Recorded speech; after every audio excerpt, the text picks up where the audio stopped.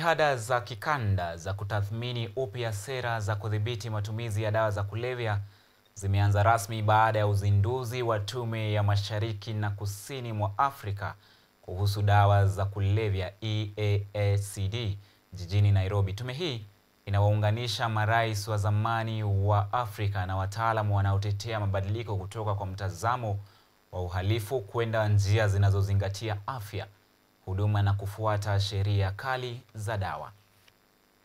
Waziri wa usalama wa ndani na utaratibu wa taifa Kipchumba Murkomen aliwakaribisha wajumbe wa Tume ya Mashariki na Kusini mwa Afrika kuhusu dawa ya kulevya jijini Nairobi. Because all the drugs that are being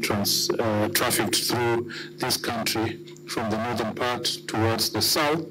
is accompanied by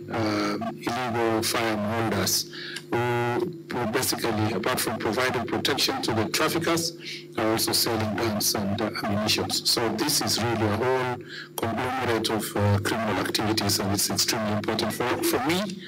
as the person currently charged with that responsibility to take advantage of the wonderful work that has been done by this commission to see how best we can work together to deal with these issues. Galema Motlanthe ambaye pia ni rais wa zamani wa Afrika Kusini alisema kanda ya Afrika inapaswa kutupilia mbali mtazamo wa kuona matumizi ya dawa kama uhalifu na badala yake yachukuliwe kama suala la afya na haki za binadamu.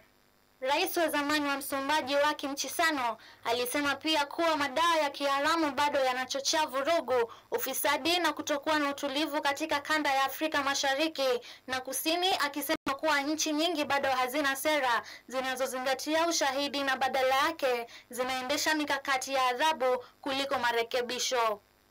Paulette Akoth, Runinga ya KU, Nairobi.